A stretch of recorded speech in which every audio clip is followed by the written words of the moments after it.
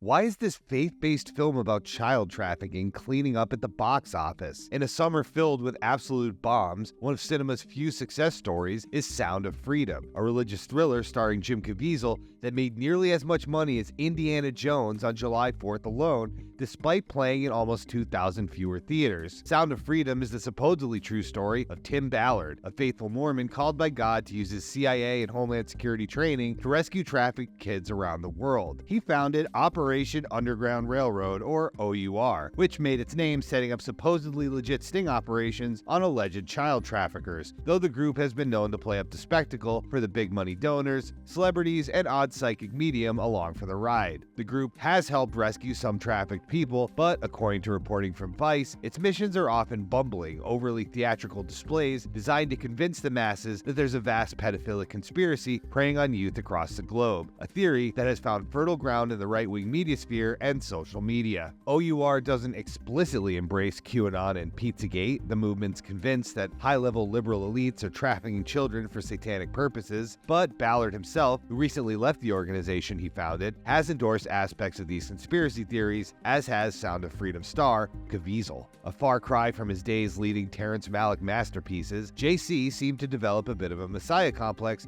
after playing Jesus in The Passion of the Christ. We may not even get to the resurrection of the Christ because we won't have a country anymore. And I'm talking about the film that is of vital importance. Today, he's a big booster of both QAnon and the belief that godless libs, ranging from Hillary Clinton to Tom Hanks, are harvesting a rejuvenating chemical called adrenochrome from the bodies of trafficked children. Adrenochrome.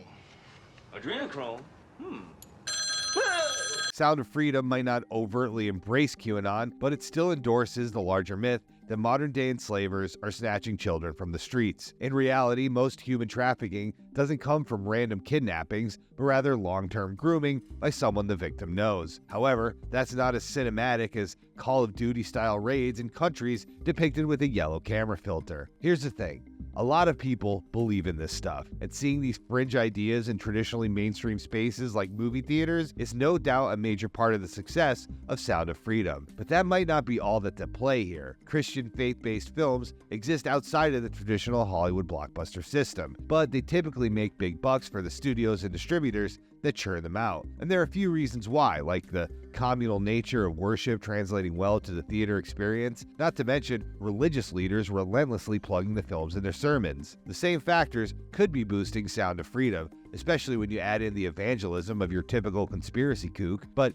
even though tickets are being purchased, that doesn't mean people are going to see the film. See, in order to own the libs, conservatives will sometimes pay a lot of money to make something appear successful. For one thing, there's the Pay It Forward program, which encourages folks to buy tickets to the film and donate them to people who couldn't otherwise afford them, all in the name of spreading awareness about child trafficking. Then, there are the numerous groups buying out showings so people can see the movie's important message for free, from local anti-trafficking orgs, the churches and police departments, the UFC, and of course, former President Donald Trump himself. Prepaid tickets and free screenings contribute to the bottom line, but they don't necessarily translate to butts in seats. Moviegoers across the US attempting to see the film are finding empty theaters that are somehow sold out, sparking even more conspiracy theories in the minds of those who believe that Hollywood doesn't want you to see Sound of Freedom. Look, it's abundantly clear that there is a market hungry for faith-based films, even ones based on hyperbolic fear-mongering and anti-Semitic blood libel. But between the dubious subject matter, the shady boosting of its box office numbers, and the harmful views of its subject and star, it's clear that there's something very off-key about the Sound of Freedom.